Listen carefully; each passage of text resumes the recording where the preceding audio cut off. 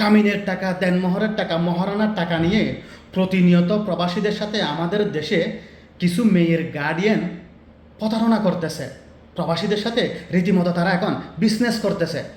একটা প্রবাসী যখন প্রবাস থেকে দেশে আসে, ওই প্রবাসী বিয়ে করবে, ওই প্রবাসী 6 মাসের বা 4 মাসের ছুটিতে আসে দেশে।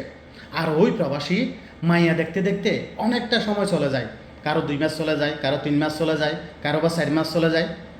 তখনই তারা ঘুরতে ঘুরতে কোনো একটা মেয়ে যখন পছন্দ হয়ে যায়, তখনই প্রবাসীর অবশিষ্ট সময় থাকে 1 থেকে 2 মাস।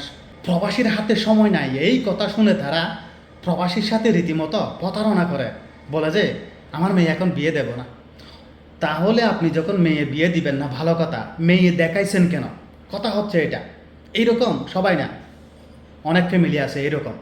ওই মেয়ের ফ্যামিলি যখন বুঝতে পারে প্রবাসী তাদের মেয়েকে, তাদের আত্মীয় স্বজনকে, তাদের বোনকে খুবই লাইক করে, প্রবাসীর পছন্দ হয়ে গেছে, যেইভাবে হোক এই প্রবাসী বিয়ে করবে, তখনই তারা এইরকম অজুহাতগুলো তুলে, বলে যে আমার মেয়ে এখন বিয়ে দেব না, দেন আমার মেয়ে এখন লেখাপড়া করতেছে, ইভেন আমাদের এখন এই যে অর্থ সংকট, এই কিছুদিন আগে আমরা আরেকটা মেয়ে বিয়ে দিয়েছি, এইরকম কথাবার্তা বলে প্রবাসীকে কিন্তু একটু তারা কি বলে দুর্বল করে ফেলে।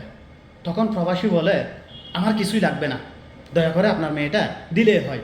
প্রবাসীরা বিয়ে করার ক্ষেত্রে আমাদের দেশে যৌতুকের চাহিদাটা অনেকটাই কমে গেছে। বিশ্বাস করেন, অনেক প্রবাসী কিন্তু এই যে কি বলে যৌতুক চায় না, বলে না যেটা ডাইরেক্টলি আর কি।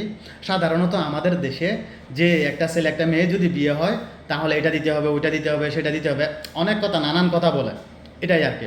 তো ওই প্রবাসী যখন এই যে বলে যে আমাকে কিছু দিতে হবে না, আপনার মেয়েটা দিলে হবে, শুভ কাজটা আমরা কখন সমাপ্ত করতে পারি, এই কথা যখন বলে, তখনই ওই মেয়ের গার্ডিয়ান বলে যে এই সমস্ত কথাগুলো বলতে থাকে। বলার পরে তারপরেও প্রবাসী বলে ঠিক আছে, সমস্যা নাই, আপনারা আপনাদের চাহিদা বলেন। তখনই তাদের চাহিদাটা বলে দেয়, 10 লাখ, 15 লাখ, 20 লাখ, 5 লাখ, যে যার মানে মতো আর কি। দেখে প্রবাসী দেখতেছে, খুবই আগ্রহ করতেছে তাদের মেয়েকে বিয়ে করার জন্য।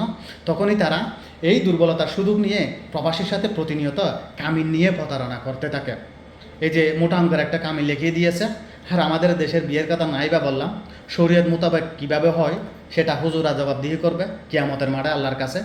এটাই আর কি।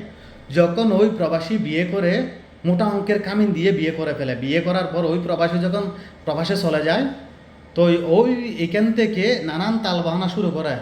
অনেক মেয়ে বলে যে আমি আপনার বাবা মায়ের সাথে থাকতে পারবো না, আপনাদের ঘরে থাকতে পারবো না, ইভেন আমাকে নিয়ে আলাদা থাকতে হবে, আমি টাউনে থাকবো, যে আমি গ্রামে থাকবো না।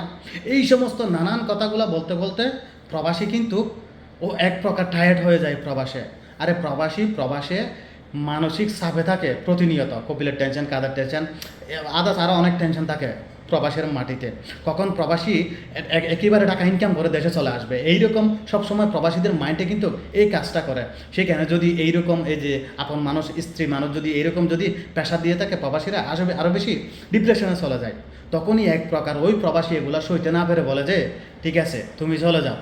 হ্যাঁ, তখনই ওই মেয়ে কোর্টে মামলা করে, থানায় মামলা করে, তারপরে আপনার বিচার ডাকে, সালিশ ডাকে, তারপরে দরবার বসাই, এইরকম আর কি।